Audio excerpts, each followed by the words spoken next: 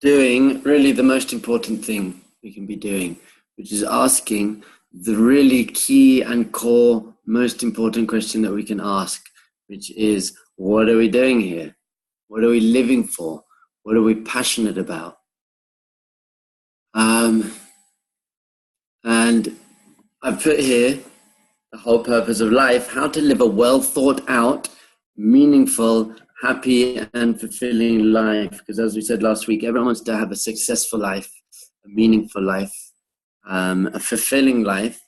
But it seems to me that many people don't really think about what that entails. What do you have to do? I put that's all there, because that is all. Everyone's going about their lives, and we're all putting our time and money and thought and effort into certain things. But many people never really ask themselves, is this the right thing to be putting my time, money, effort into?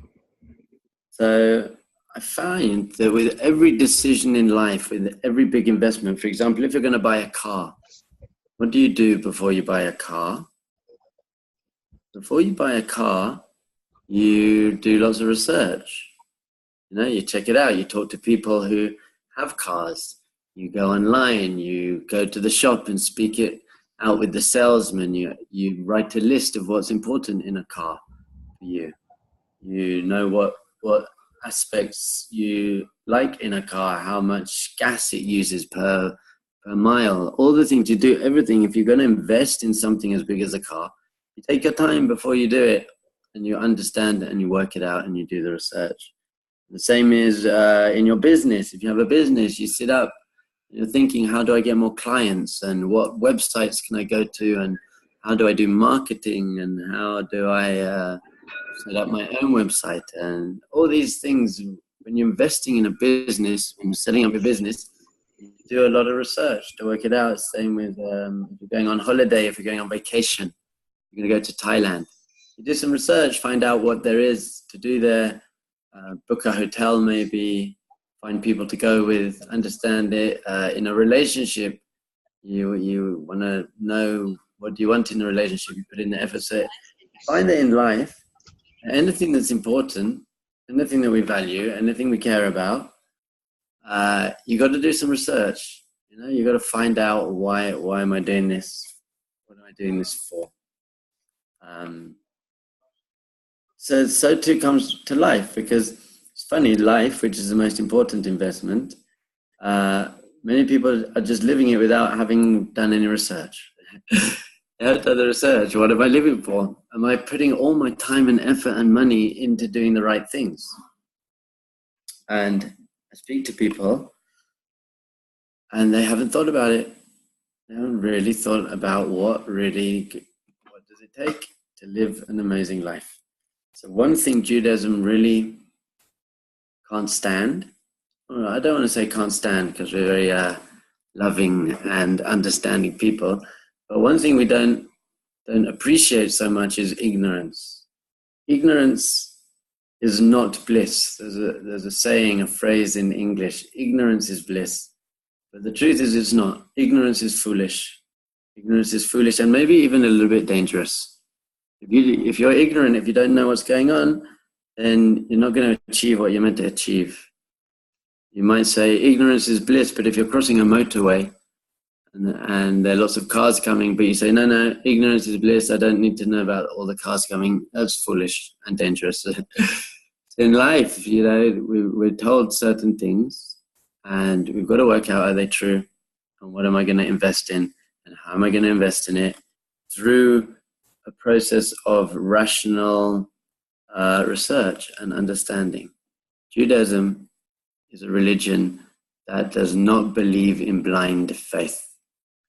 With the word for to believe, a belief is emunah. I believe in something, but emunah isn't just I believe in a blind sort of way with no evidence. Emunah is a belief based on evidence. And we really see this idea when we left Egypt. The Torah tells us that the Jewish people left Egypt.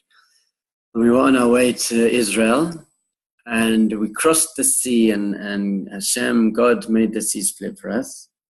And on the other side of the sea, it says, and the Jewish people saw all of the wonders that God did for them. And they believed in God, and they believed in Moshe, in Moses, his servant, our teacher. So it was only once we really saw the evidence. Based on seeing the evidence, that's why we believe what we believe. It's an important idea. So what we're doing, we did it a bit last week and we're doing it this week, and we're going to keep doing it, is how do we know what life is all about? How do we know what life is all about? How do we know what we're going to achieve? So I'm just setting the stage this week, and then next week I'm going to be talking about what does Judaism actually believe. Well, you're going to believe in what Judaism says, but what do we actually believe? What is the teachings of Judaism? So we're going to have a kind of Judaism 101, basics of Judaism, including Kabbalah, the mystical tradition, because really that is the basics. Some people think Kabbalah is the highest, and it really is as well. But it's also the basics for us to understand what we're doing, what is God, what does God want from us, what's our relationship to God, do we have a soul, what is a soul, what are we meant to be achieving? What are we meant to be achieving in life? So we spoke last week that life is another form of game. Everything's a game, and in every game we have four main areas. First part of a game is what's the goal? What's the goal? What's the point? Everyone wants to be successful. So to be successful, we have to understand what's the goal, because you can never reach the goal if you haven't clarified for yourself what is that. So I used to play lots of rugby. So the goal is to get the ball over the line and put it down and get more points than your opponent. Really, the goal is to get more points than your opponent. And then the question is, what are the rules? How do I get there? What are the rules that I have to play by in order to reach the goal? And then there are methods and tactics and what the team, how the team plays together and how we're going to reach the goal. What are the steps to reach the goal? And then finally, there's the result. What happens if you win? You win the cup. Is there a result? What we're going to do is we've got to work out what we're doing here. What's the game? Because we don't want to come to the end of the game and find out that we missed the point of the game. And once again, I want to stress, and I'm probably going to stress a few times, that especially in Judaism, well, definitely in Judaism, it's never a value judgment. So let's say you're not following the rules just because you don't believe in them. It doesn't mean you're a good or a bad person, or more spiritual or more friendly. If the rule says you need to keep Shabbat, if you don't keep Shabbat, that doesn't mean you're a bad person. And if you do keep Shabbat, that doesn't mean you're a good person. I know lots of people who keep Shabbat, and some of them aren't that nice. And I know lots of people who don't keep Shabbat, and lots of them are very nice. There's not, are you nice or not? It's not, are you a good person or not? It's just, are you doing what you're meant to be doing or not? So this is how we're going to live out. I made a PowerPoint. I just want to apologize for the PowerPoint. Bits of it are not very good, but I did my best. Here we go. A well thought out life. A well thought out life. How do we live a life that I've actually thought about it? Because most people, older people that I've met, they're living their lives very well and being nice and giving some charity and doing their work and going on holiday, doing their things. But is it well thought out? Did they think about what am I doing? Why am I doing it? So we spoke last week about the three questions. These are three questions that really came up for me in university. I was studying philosophy at Manchester University in Northern England. And I was like, if I want to live a well thought out life, I have to ask myself these questions. Number one, what do you believe? What do you believe? And let's make this a bit interactive. I want you guys to come on this journey with me and start asking yourself these questions. What do you believe? And there are many people who aren't really sure. I think they live their lives, good lives, but not really knowing what you believe. So for example, do you believe you have a soul? Do you believe you have a soul? So maybe you could say yes or no on the chat. Do you believe you have a soul?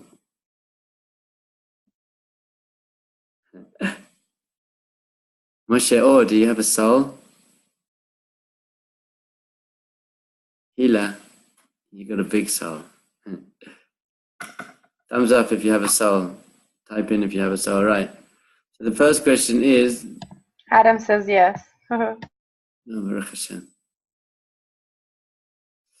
Okay, You we're guys going to all talk... know how to open the microphones, yeah? You just click on this sign that shows a microphone and then you can speak. Please open your microphones and speak. Yeah, if you want to speak, if you want to ask any questions at any point, if you want to ask questions, make suggestions, get clarification, please don't be shy. All right. You believe you have a soul. So we're actually going to talk about this a lot when we work out what Judaism believes. What is a soul? Do you have a soul? Are you a soul? Fine. So let's say someone believes they have a soul. By the way, I've found in my research over the last 17 years, if I say to someone, do you believe you have a soul? There are many people who are like, I don't really know. I haven't thought about it. I guess I have. And this is a very important question, if you have a soul or not, because that changes your whole philosophy on life and what you're doing. Because if you do have a soul, then it might be important to be connecting to that in some way. You know, how do you connect to being a soul? How do you connect to having a soul? What does it mean to have a soul? So the first thing to have a well thought out life is work out, what do I believe? What do I believe? Do I believe I have a soul? Do I believe in God? Do I believe that life has a purpose? What do you actually believe? It's an amazing idea. What do you believe? Next question. Number 2 question is, why do you believe that? Why do you believe that? So, do you have a soul? People who answered yes, the next question I used to say to people was, okay, great. So why do you believe that? And at this point, if they hadn't fallen at the first question, many people fall at the second question. Why do you actually believe that? Great. So I want you to be doing this in your head. You don't have to share it on the microphone or write it. I want you to do it in your own head. Why do you believe what you believe?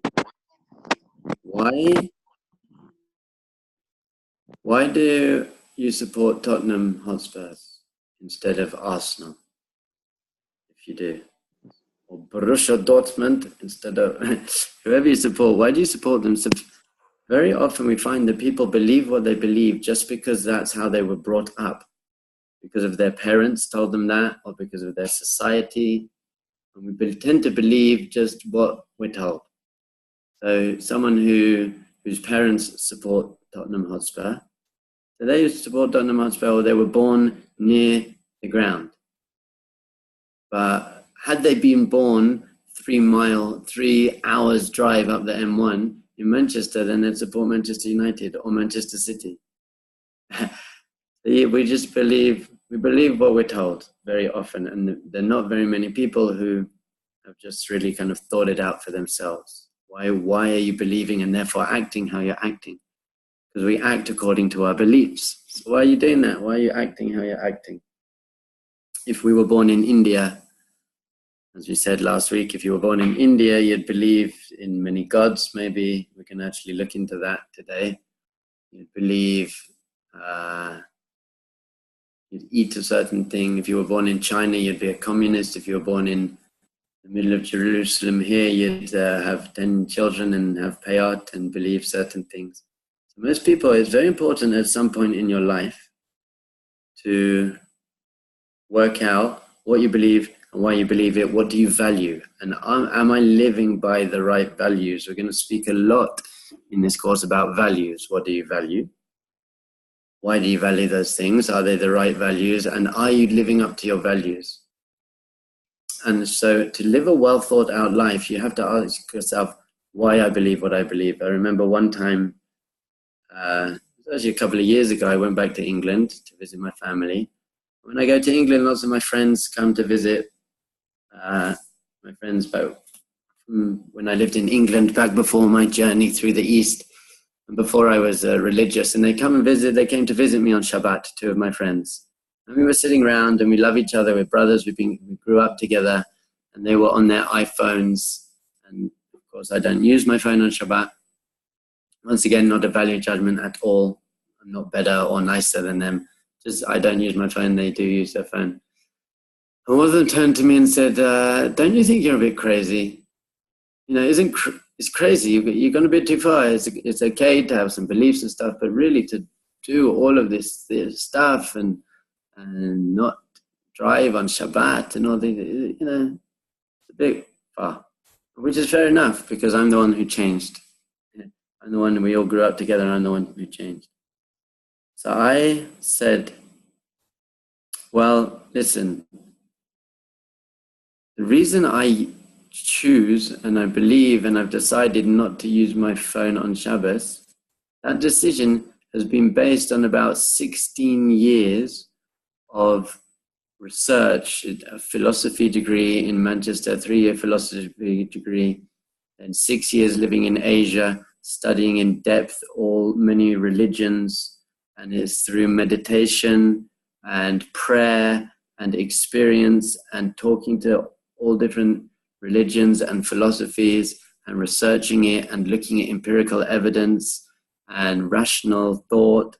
And so from the whole spectrum, from rational, logical, empirical thought to the depths of meditation and prayer, and through a kind of 16 years process of research and experience, I've come to the decision that it's not the best thing for a Jewish person to use their phone on Shabbat.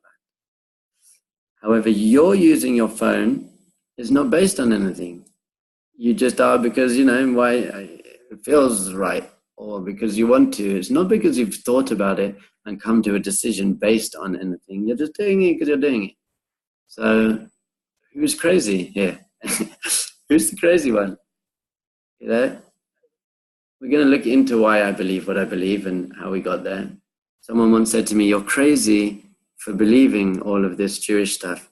And I said to them, what I believe is crazy, but I'm not crazy for believing it, because there's so much evidence. It took so much evidence to research and self-sacrifice to do this that I'm not crazy for believing it. But yes, I agree that what I do believe is a bit crazy, shaking a lemon and a branch once for 7 days a year, and that the sea split, and there are many crazy things I do believe. I'm not crazy for believing them, because why do I believe what I believe? I've got a very strong answer to that. I've got a very strong answer to why I do everything I do. Why do I put on tefillin in the morning? Why do I not eat certain things? So my decision to stay away from not kosher food is based on a lot of research. And many people's decision to eat not kosher food isn't actually a decision. It's just what they do. They haven't thought about it. It's just like, why not? I like it. Or there's no way God wouldn't want me to eat it or something. So we have to be well thought out. Well thought out. First question is, what do you believe? Second question is, why do you believe that? And the third question is, how do you know you're right? How do you know you're right? Because let's take an example. What do you believe? Do you believe in communism or capitalism? Communism or capitalism? You say, yes, I'm a communist. You say, okay, so why do you believe that? Because it's the most kind and moral way of life, and it includes everyone in the community, and it's not about competition, and it's unfair for people. And so you have a whole list of reasons why you believe that. That's really excellent. And the capitalist has got his reasons as well. He's like, yeah, we need a competitive society in order to grow, and it's fair, and it's the survival of the fittest, whatever they're. So they've got their beliefs. So the question number 3 is, so how do you know you're right then? Because he believes what he believes, you believe what you believe. How do you know you're right? Buddha, we're going to get into this again today. We're going to have a little journey through comparative religions. Buddha says you don't have a soul.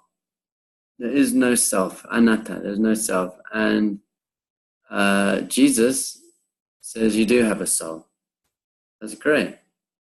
How do you know you're right? I used to go around and always ask the people I was interacting with, how do you know you're right? So when I lived in Thailand and Korea and Japan, I was very, very into Buddhism, and I loved Buddhism. I still really do love it. I respect it. But I'd always say to them, how do you know you're right? You know, because he says the opposite thing to you. And I very rarely got a good answer to that question, actually. How do you know you're right? Christian. I lived on a Christian island, Jeju Island, off the coast of Korea for a year and a half.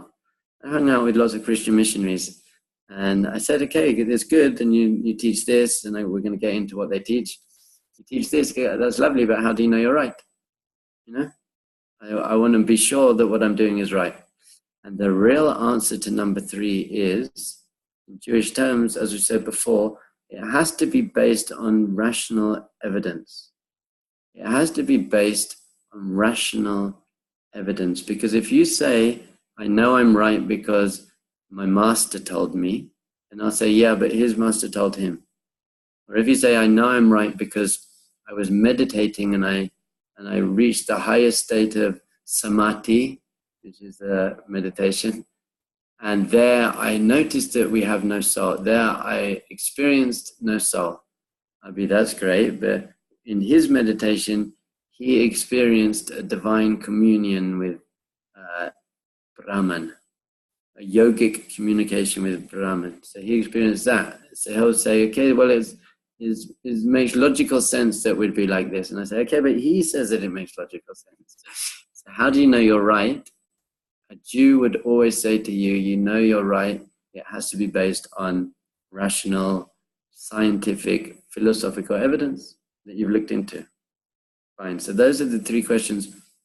I want you to be asking yourself these questions all the time. You can play a game with yourself. Why am I doing what I'm doing? Why do I believe this? What do I believe? Why do I believe this? And how do I know I'm right? And see at what point on the 3-step process you kind of don't know the answer. So a person who's living a well thought out life knows, what do you believe? I can sit here for the next hour and tell you what I believe. Why do I believe that? I can sit here and tell you why I believe that. How do you know you're right? I'm going to sit here and tell you why I believe that. So this is really part of the course. We're going to go through this, asking ourselves, what do we believe, or what does Judaism believe? Why do we believe that, and how do we know we're right? It's important. Once again, we need to be right, but not self-righteous. Got to be right. Don't get all, just because you might be right and you might know the truth, it doesn't mean you're better or nicer or friendlier or more spiritual or happier than anyone else. It's very important. What we're trying to do in life is to become right, not self-righteous. I see many people who come and they start becoming more observant, more religious Jews. And I notice that many people start judging other people. They start judging other Jews. Oh, conservative this, reform this, Chabad, and they start judging. And someone once said to me, if you become more religious and you start therefore looking down on other forms of Judaism or other people in general, it means you actually didn't become more religious, you just became more self-righteous. If you become more religious, the more religious you come, the more loving and accepting and understanding you become. So you've got to watch yourself. Just watch yourself in your life. Ask yourself, what's motivating you? What are you doing? This course, we're also going to be looking into things like that. Once we've clarified what we believe and why we believe it, we're going to work on how can we live that in a powerful way. How can we control our thoughts, master our mind and our emotions? How can we find joy in our life? How can we deal with fear and doubt and anger? Just really, how do we practice the game? How do we play the game? So the first question is, what is the game? What are the rules? How do we know that? And then we're going to get into how do we play the game. Here we go, the game of life. I made this table. It went horribly wrong in terms of my PowerPoint abilities. But bear with me. This is the game of life. Everyone believes we have a game. Everyone says we're living a game. A game has a time frame. Football is 2 45-minute halves.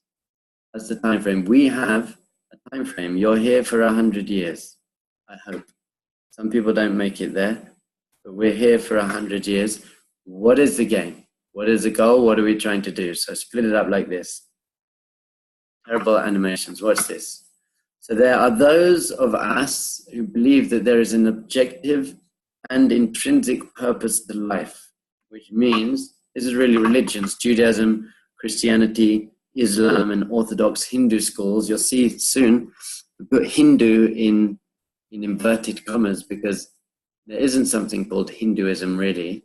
Hinduism is a Western term that just lumps all Indian philosophies together. Yeah, the Hindu philosophies. Really, there's so many different schools of Hinduism. So what does this mean? This means that we believe that there is a creator. The world wasn't a random Big Bang. We believe in the Big Bang. Our question is always what caused the Big Bang. But we believe scientifically that there was a beginning. It says at the beginning of the Torah, Bereshit, bara Elokim.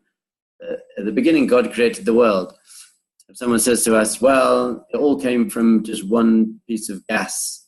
And from that gas, there was an explosion. So my question always is, well, where did that one piece of gas come from? Because it couldn't have made itself. Matter can't make itself. So fine. So we believe that there is a creator and he created the world really with a purpose in mind. Like anyone, the person who created the washing machine created it with a purpose in mind. The purpose is to wash clothes. And then he wrote us a guidebook. This is how you use the washing machine.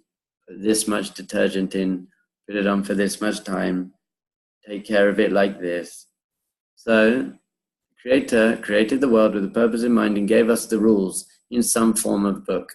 So Judaism says that we've got a book, and Christianity says we've got a book. Islam's got a book. Orthodox Hindu schools have a book. The Vedas, Upanishads, they have a book.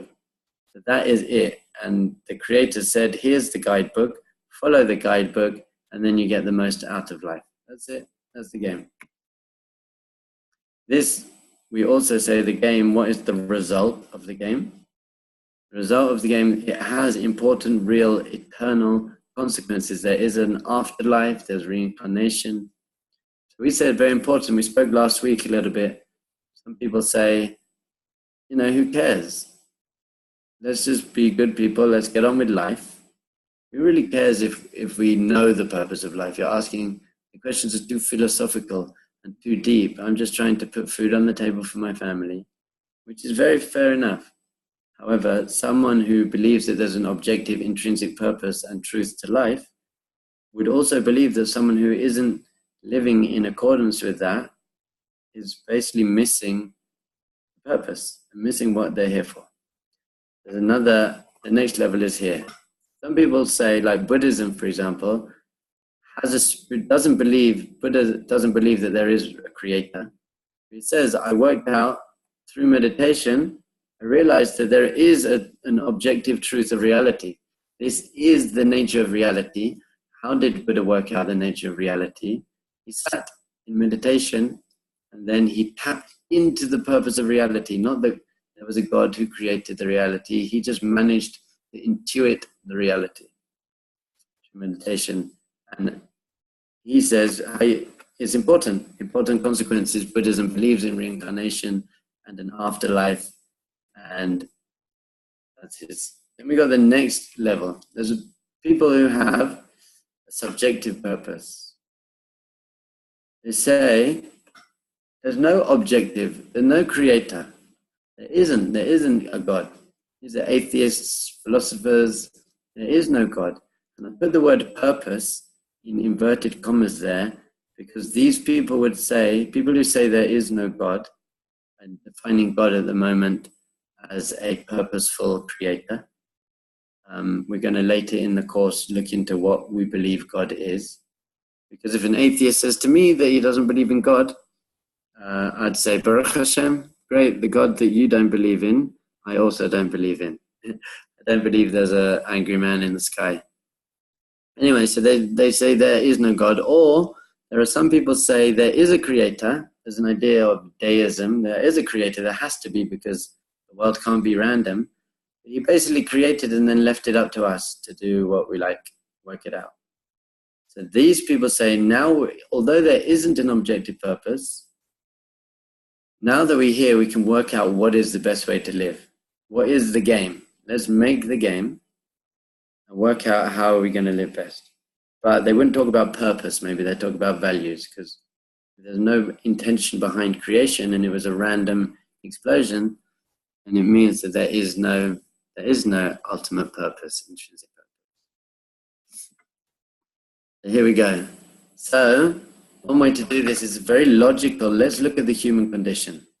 Let's look at what we are, what's going on in the world, and work out how do you live a meaningful life? How do you be a good person, live a meaningful life? So this is using human intellect, experience, research, feelings, and based on that, many people have developed a philosophy and a belief system based on their research and logic, and it makes sense. Descartes worked out, I think, therefore I am. You've got Republicans and Democrats, pro-abortion, anti-abortion, all using their human intellect to work out how we're going to live our lives. And that's all they have, really. So a Buddhist would say, no, we've got more than human intellect. We have spiritual insight. And a Jew and a Christian would say, we have more than human intellect. We have actually a book that God told us, and he sent us prophets and told us what we want to do. These people say, no, we have to rely on human intellect. And then I put this other group, and I called them the just getting on with it group. And funnily enough, I think this is most people in the world. The just getting on with it group are nice people, but and maybe believe in God, and maybe don't believe in God, but they just say, come on, let's just get on with it. Be a good person, get a job, work in society. So these people, by the way, they're also living with certain values and principles and goals. They're living in a certain way. Maybe not through a process of research and trial and error, but they do have beliefs. They are thinking about it. So for these guys, what's the consequence? Is it important to find out? So they would say, yes, it's important in terms of principles and morality. If you're not following the right path, a communist would look at a capitalist and say, this guy is not a good person. He's not living a good and meaningful life. And a pro-abortion guy would say an anti-abortion guy isn't living the right life. And the anti-abortion guy would say he's not living the right life. So in terms of your success as a human being, and therefore possibly your happiness, because if happiness comes from moving towards a goal, then it is important. However, really there's no real consequence. If you don't follow through with it, a communist doesn't believe that there's a long-term eternal consequence if you're a capitalist. It just says you kind of messed up your life, what you're doing. Now, are there any questions? Yeah. Great. Everyone take a deep breath, loosen your neck. This is where we're going here now. We're just doing this because we're trying to live a very well thought out life. What's our life about? Now, there's obviously a problem with the subjective, well, with everyone really. The question is, how do you answer number 3? How do you know you are right? How do you know you're right? So you ask the religions, Judaism, Christianity, Islam, well, how do you know you're right? It's a lovely thing that you teach. So they would say, because it says so in the book. I've got the book. I have the guidebook. So I know I'm right because this is what God said. Now your next question is, well, how do you know God said that? And they would then, in order to prove their philosophy, they would then have to prove that their book is the right one. Do you have the right book? That's how they're going to do it. Buddhism, how do you know you're right? Buddha would say, ultimately, when you die, you'll see. You'll experience it. There are certain types of hell and things you experience. And he said, eventually, you'll see the consequences. The next group of people, the subjective people, they can't answer this question. How do you know you're right? So the pro-abortion people say, I know I'm right because it feels right and it's logical, but the anti-abortion people say the same thing. So these people, their problem is that it's all relative, and they'd have to admit it. It's subjective because there is no external source to verify their belief. They believe it because, maybe they were brought up like that, or they had certain experiences in their life, or they feel that way, or there's certain philosophical ideas that resonate with them. But there isn't an objective truth. So if I say to them, is this true? They won't be able to say yes, really, because there isn't an objective truth. It's just what seems right to them. So the people on the right-hand side of the screen, they can never answer the third question, how do you know you're right?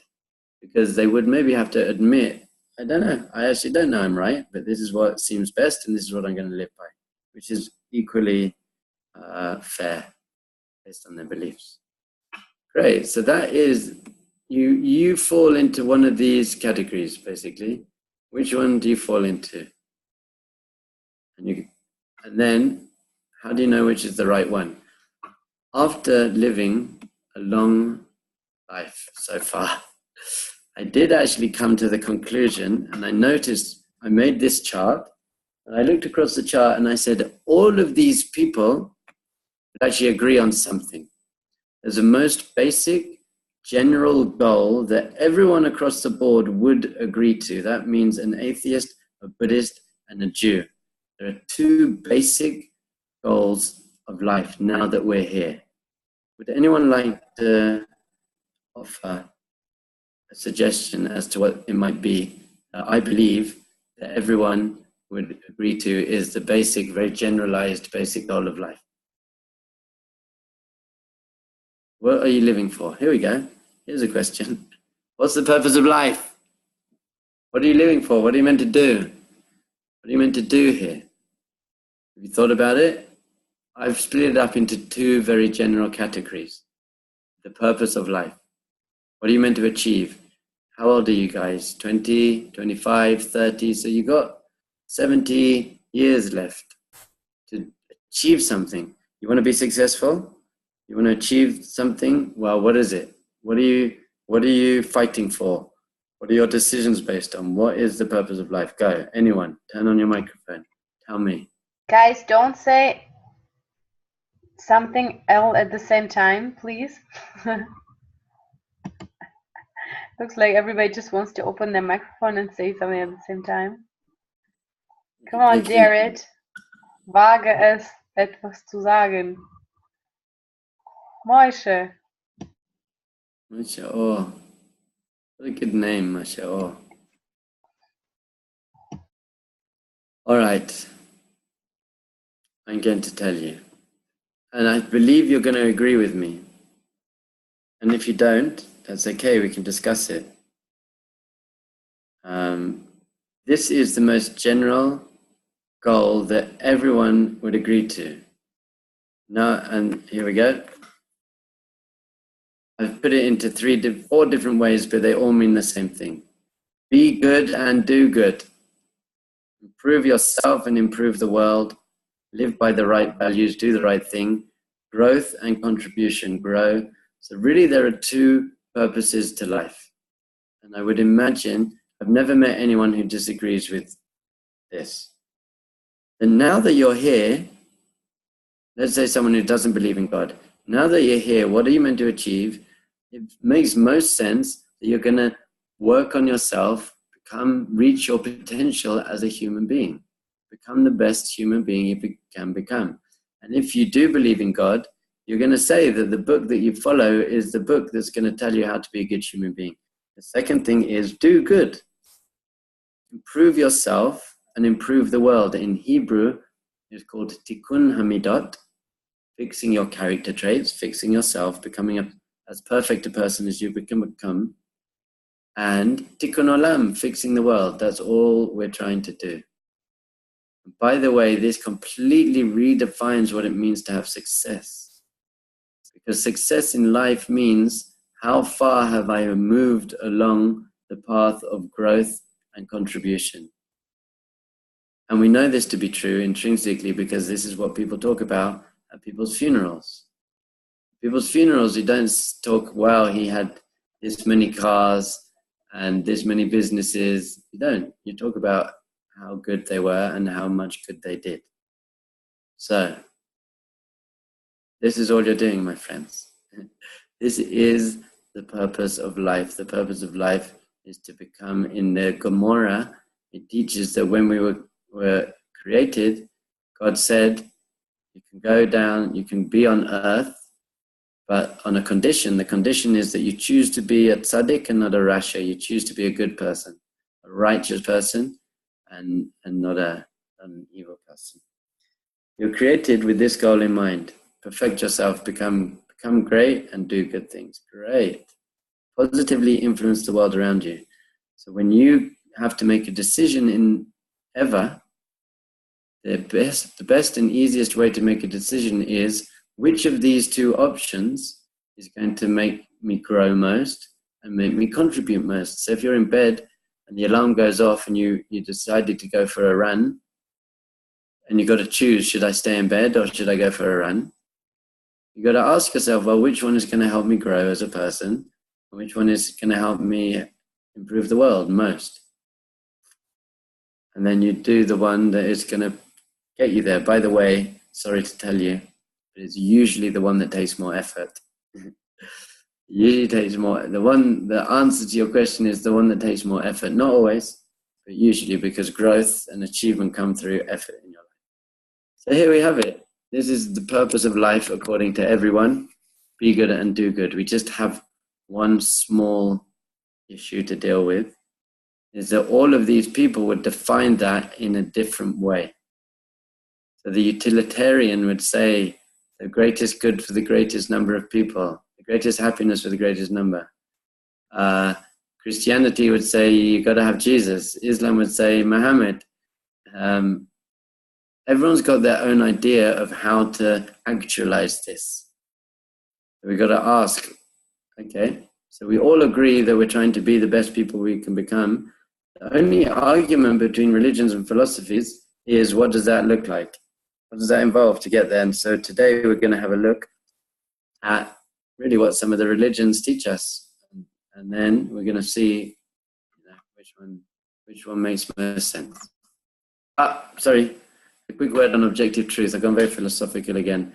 Next week, really, we're going to get into, we're going to be speaking next week a lot about the key foundations and core of Jewish belief. What do we believe? Quick word on objective truth. We said last week, there's something called subjective truth, which is a matter of opinion. There is no right answer to this one.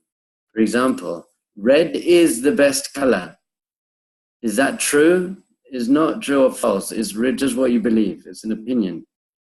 So you subjectively believe that red is the best color, but someone would never say, and that is the truth of existence. The objective truth of existence is that red is the best color. They say, I think it is. It's just for me, but I know it's not the best color. Paris is the most beautiful city. Subjective. There is no right or wrong answer. And objective truth, on the other hand, is a reality. And it doesn't depend on your belief. It is true or false. It is true or false. Whether you know the answer or not, that's different. So Dov Ber, I've got it. There are physical realities. Dov Ber lives in Israel. That's true or false. Paris is the capital of France. That is true or false. It doesn't matter what you believe. If you believe with all your heart that I live in England, that's great. You're just wrong. You're not bad. You're just wrong. There is a reality, true or false. Now there are also spiritual realities. These are less easy to verify. For example, I was actually going to delete the last one. I left it in. God wanted it. Dov Ber has a soul.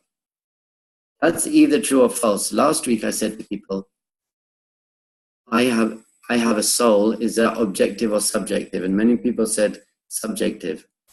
But the answer is, it's objective. You either do or you don't. There's not a third option. Once we define what a soul is, you either have one or you don't have one.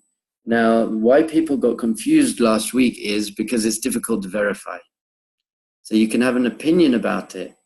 You can say, I believe you have a soul, and the other person can be, I believe you don't have a soul. So those are subjective opinions. But when there are subjective opinions about a truth, one of them is going to be wrong. You're wrong. So I have a soul. God exists. Once we define what God is, God either exists or God doesn't exist. There isn't a third option. It doesn't matter if you believe God. The existence of God doesn't depend on if you believe in God or not. And here's the last one. I thought it was a bit controversial, so I thought I'd deleted it, but here it is anyway. Not kosher food is spiritually bad for you. Eating not kosher food is actually spiritually detrimental. It damages your soul, whatever that means. I'm not even going to get in that. So you can argue, is this true or not? But it either is true or is not true. It's one or the other. Either eating pig, there's no problem with eating pig. It doesn't affect you in a spiritual way at all. Or there is a problem with eating pig. What that problem might look like or what could be, okay, we need to talk about that, what that even mean. But there are realities. There are physical objective truths, spiritual objective truths. So what we want to work out is, what is that? And someone who says, no, there is no objective truth, you say to them, is that objectively true? Because someone says no objective truth is saying objectively, there is no objective truth, which means there is an objective truth. So there's always an objective truth. So how do you work out which it is? It's got to be the evidence.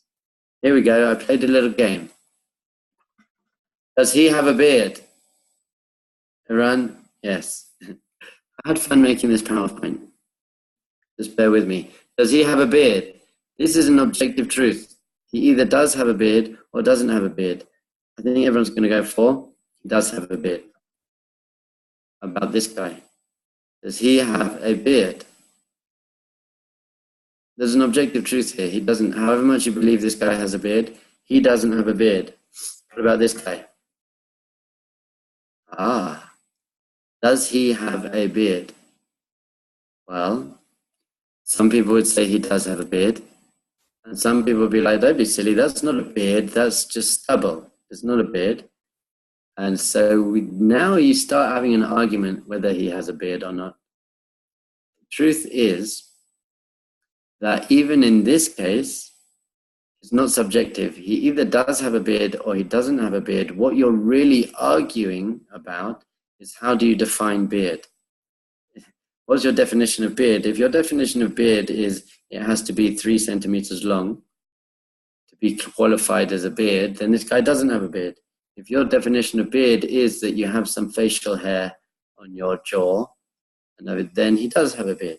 So even in this middle case, there is an objective truth. He either has one or doesn't have one. You just have to agree on a definition of beard. Here we go. Are you Hindu? Someone once asked Gandhi, are you Hindu? And this is what he said. Yes, I am. I'm also Muslim, a Christian, a Buddhist, and a Jew. Are you a Hindu?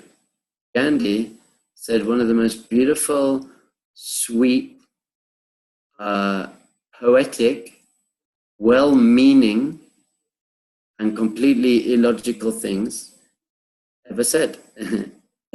Yes, I am. I'm also Muslim, a Christian, a Buddhist, and a Jew. And now I get what he was trying to say. You know?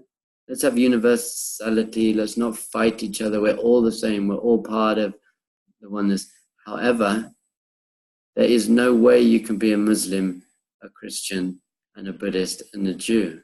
Because a Muslim believes completely different things from a Buddhist. A Buddhist says you don't have a soul. A Christian says you do have a soul. Therefore, you can't be a Christian and a Buddhist. It's impossible. And unless there's something I didn't know about his mother, he was definitely not Jewish. He may have a Jewish nose, but he's not Jewish. So when it comes to an objective truth, you can't all be right. See, we have Islam, Christianity, Buddhism, and Judaism. And many people used to say to me, and I used to like this, it's like, come on, they're all different paths to the same truth. And I was like, they're not. They can't all be right. There's either only one of them is right, or none of them is right. There's no way that all of them can be right. You can't have a soul and not have a soul. You can't have Muhammad or Jesus. It's one or the other, or none. But it's definitely not all of them. So I spoke a lot. I'm going to go through this very quickly. We've got 3 minutes left. I thought it would be interesting just to look very quickly into what everyone believes. So I'm going to do it much quicker than I planned, but let's go. Hinduism. Hinduism is really the first Hindu text, the first main Indian philosophical text is the Rig Veda. It was written about 1200 BCE, which is about 112 years after the giving of the Torah. Now, there are 6 orthodox Hindu schools which believe in the authority of the Vedas. There are many, many, many other non-orthodox schools that don't. So basically, the goal of life in Hinduism is called moksha, liberation, which means a complete union with God. God in Hinduism is called Brahman. Brahman sounds a bit like Abraham. And Brahma, the manifestation of God, had a consort, a wife, and her name was Saraswati, which sounds like Sarah a bit. But they believe what we're here, we're created in order to have a connection with God. So the Atman, your soul, is a piece of the Brahman, is a piece of God. Your soul is literally a piece of God. In Judaism, we'd say, Chelek Eloka Mimal Mamash, literally a piece of God. And you've got to remember this. By the way, Hinduism, out of all the religions I've studied, is the closest in core philosophy to Judaism that there is. There are 4 main paths of Hindu practice. Bhakti, they're called yoga paths, unification. Bhakti yoga is devotion. So really chanting and mantras and singing. Dhyana yoga is wisdom, learning the holy texts. Karma yoga is the yoga of action, making sure all your actions are conscious. And Raja yoga is meditation. So this is how you're going to reach the goal of union with Brahman in one of these 4 ways. By the way, Judaism really has all of these. Devotion, we have lots of prayer services and singing beautiful nigunim and songs. Wisdom, Torah learning, action, that's mitzvahs, how are we being conscious in the world, and meditation is meditation. Like Judaism is the ultimate yoga path. It includes them all. And in practice, however, the actual core philosophy of Hinduism isn't idolatry. But in practice, it's become idolatry. They've personified the forces, and they believe in many, many, many types of God. And because it got mixed in with local pagan religions, and really their attitude to life and the world is that the world is Maya, is illusion. It's just an illusion, and we have to get away from physicality. Get away. So a sadhu, there he is. A sadhu doesn't have any money, doesn't get married, doesn't eat a lot, doesn't have a house, just totally detaches from the physical world. There are forms of esoteric Hinduism, like Kashmiri Vaishnavism and things that are much more into the physical world. In general, the idea is we get liberation, moksha, from detaching from the physical world completely. And that's an illusion. Buddhism. Do we have time? I'm just going to keep going. You can log off when you want. Buddhism. Siddhartha Gautama was born in Nepal, actually, in 450 BCE. And he says the goal of life is enlightenment. And he was a prince in the palace, and he eventually left the palace because he noticed that there was suffering in life. There was old age and sickness and death. So he wanted to see how he could conquer that. And he came up with the 4 noble truths. He actually went to a place called Bodh Gaya. I lived in Bodh Gaya for 2 months, just near the temple where he sat. And he sat under the Bodhi tree, and he said, I'm not moving from this tree until I've meditated my way to the truth. And according to Buddhist legend, he meditated for 49 days. And then he discovered the truth. And it's very interesting in Judaism, we teach that from leaving Egypt to coming to Sinai to receive the Torah, we count 49 days. It's actually called the counting of the Omer. We actually count 50 days. But there's 49, there are 49 counts that we have. And we say that is to perfect the seven levels of reality, of physical reality. So Buddhism ultimately actually doesn't believe in God or a soul. And maybe that's because they didn't have the 50th day. We say on the 50th day of the process is when God came down and gave us the Torah. So maybe if Buddha had spent one more day meditating, he'd have a Buddha, he'd have a beard and lots of children. But that didn't happen. 4 noble truths are: number 1, the truth of suffering is called dukkha, which means that life in general is suffering. And I'll tell you why. The truth of the origin of suffering, samudaya, is that we suffer because everything in life is impermanent and doesn't have true intrinsic meaning, but we get attached to it. Once you start craving something, and so if you really want something and you don't get it, then that causes suffering. Or if you really want something and you do get it, you have suffering because you're worried you're going to lose it. So if you have a nice car, if you don't have a nice car and all your friends have a nice car, you don't feel happy. But then you do get a nice car, then you're worried that someone's going to scratch it, or it's going to get stolen, or you have to spend this much money on it and it's going to break down. The cessation of suffering is that there is a way out. Don't worry, guys, you can stop suffering, and the way out is the 8-fold path. Having the right attitude and the right consciousness and the right livelihood.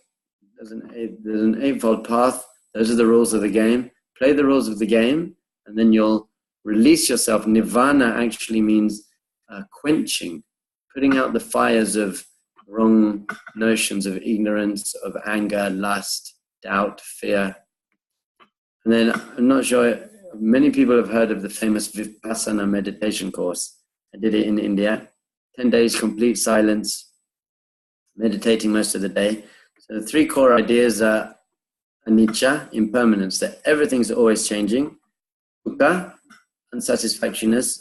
Ultimately, life is not satisfactory because things keep changing. And anatta, non-self, there is no self. Now, if there is no self and no God, someone asked Buddha, where did the universe come from? And he says, we don't have an answer to that question. So don't ask questions like that because we don't know. And he gave a mashal, he gave an analogy. He said, if someone gets shot with a poison arrow, you don't ask where the arrow came from. You just pull the arrow out. You don't need to know where the arrow came from. Just get the arrow out. So I can see what the problem with life is. And I'm telling you how to solve that. It doesn't matter where it all started. So he'd say, fine, once you don't have a self, then of course everything's impermanent. Everything in the physical world, and even your thoughts, they are impermanent. So don't get attached to them. It's a very logical philosophy. Judaism would say there is actually something that is permanent, and that is God. God and your soul, it is permanent. So the goal is not to detach from the world. It is to detach from the impermanent world, but the goal is to attach and cleave to strongly the permanent God. And we'd say you can't take the poison arrow out unless you know where it came from, because you need the antidote for the poison. So if you don't know what the poison is, really, where it came from. And so Judaism says we actually do know where. We can work out where it all came from. They also, Buddhist practice very much renunciation. Get away from the world, don't have a job, don't have money, don't have intimate relationships. Buddhists don't get married. So their idea is also that this physical world is just there for you to ignore, basically. Ignore it and overcome it, and then you can become a master. It was beautiful. I tell you, even now when I run trips to Thailand, I walk into the grounds of a Buddhist temple and I immediately feel peaceful. It's very peaceful. It's a very peaceful way of life. But the question is it true? Okay, very quickly, we'll do this in a few minutes. Christianity. Jesus was born in 4 BC, which is quite interesting. But apparently 4 BC. And basically Christianity believes in the Old Testament. The Torah was given at Sinai, but after a few mistakes, including the sin of the golden calf, Hashem said, right, you guys have messed it up. I'm going to start again with a New Testament, which actually goes against the Old Testament, because the Old Testament said this is an eternal covenant. So it can never be changed, and you can't add to it, you can't take away from it. So it's very hard to say you believe in the old one and the new one, because the old one says that there's not going to be a new one. Anyway, so they say God exists in three forms, as the Father, the Son, and the Holy Ghost. So humans were created to have a relationship with God. The problem is that we're sinners. Humans are by nature, we are sinners, and that blocks us from having a relationship with God. Why God made us like that, not sure, but that's the case. So what happens is God came down to the earth in human form, in the form of Jesus. And he, not only was he the Son of God, he was actually somehow, can't work out how this is, but he was God. He was the whole of God in physical form. And he died to pay, they call it the sin debt for mankind, that we have to be able to have a relationship with God, we have to get rid of sin. But we can't get rid of sin. So God himself died for our sins. So now, as long as we believe in God, we believe in Jesus, and be generally good, then you'll go to heaven, because you don't have any block between you and God anymore. There you go. There is our priest. So that's what they believe. Quickly, Islam, and then we're going to finish on this. Muhammad, those are his dates. He was in about the 7th century. He was here, and he says that the angel Gabriel revealed the Quran to him over 23 years. And the Quran really believes there is one God and we have to connect to God. By the way, you'll notice that all the religions that believe in God, they basically say the point of existence is to connect to God. How you do that, they disagree, but they all agree. That's what you have to do. So there are 5 tenets of faith. Number 1 is La ilaha illa Allah Muhammad Rasulullah, which means no deity, there is no deity apart from Allah, and Muhammad is his prophet. So that's your testimony of faith. Number 1, prayer. They have to pray 5 times a day. And we hear it in Jerusalem. Giving. They have to give a certain proportion of their money, and they do it once a year. Everyone knows that we do it every time we get any money. We have to give 10%. By the way, this is very similar to Judaism. We have a testimony of faith.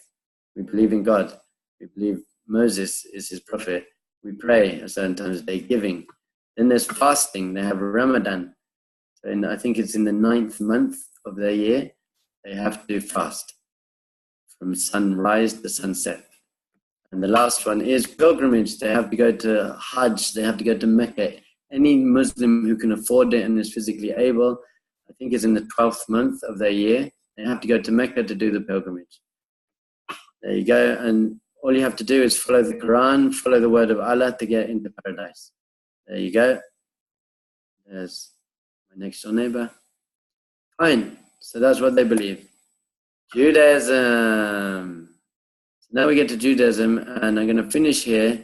And next week, we're going to do Judaism 101. What does Judaism actually teach? What does it believe? We're going to go and look into it in detail, maybe even for over 2 weeks. What does our tradition teach us? What is the purpose of life? What are the rules? What are the goals? What are the rules? What are the methods? Why is it like this? And then we're going to understand what we believe. I noticed that the reason I didn't really like Judaism when I was looking into religions was because I didn't really understand what it believed. For example, I thought Judaism really believes there is this angry man in the sky with a list of rules. And if I don't do it, then I'll get punished in hell. And I found out we don't actually believe that, which is a good thing. So next week, we're going to look into what does Judaism teach? What do we believe? And then after that, we're going to start looking at the evidence. How do we know we're right? Good Shabbos. Thank you. I've got time for some questions, suggestions, complaints, donations, whatever you like now. I have a question. If you ask a Buddhist, does Dov Ber have a soul? They're going to say Hold on, no. sorry, I can't hear you. I'm going to turn up the volume on my Louder. computer. And start again. If you ask a Buddhist if Dov Ber has a soul, they're going to say no. If you Correct. ask a Jew or if you ask you, they're going to say yes, he does. So how is it a spiritual objective truth and not subjective? Awesome question. So the question is, the answer is, one of those people are right and one of them is wrong. And you've got to work out which is that one. So Buddha would say, this is an objective truth. The objective truth is that you don't have a soul. And I would say the objective truth is you do have a soul. Now there's only one objective truth, which means one of us is wrong. Not better or worse, but one of us is. But when he says the objective truth is Dov Ber has a soul, he's either right or wrong. And we've got to work out which one that is. Because if I spend my whole life trying to connect to my soul, but really I don't have one, I've wasted my whole life. I haven't done my investigation before buying my car. So I've wasted my life connecting to my soul and keeping Shabbat and doing these things. I've wasted my life because Buddha was right in the end, and I don't have a soul, and I was meant to be sitting in a cave meditating. So that's what drove me to be like, okay, I better find out which one's right. That answered the question. Yes, thank you. Are there any other questions?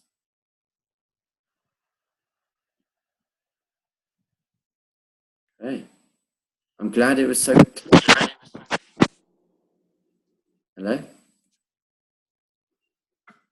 Great, I'm glad it was so clear that you don't have any questions. Speechless. Sprachlosigkeit in unseren Reihen. For Adam and Hila, that means as much in German as speechless and just meditating about what was said. Thank you so much, Dov Ber. Anybody wants to say thank you? I definitely want to say thank you. It was mamish very, very interesting, very insightful. We have a lot of things to think about for this coming week.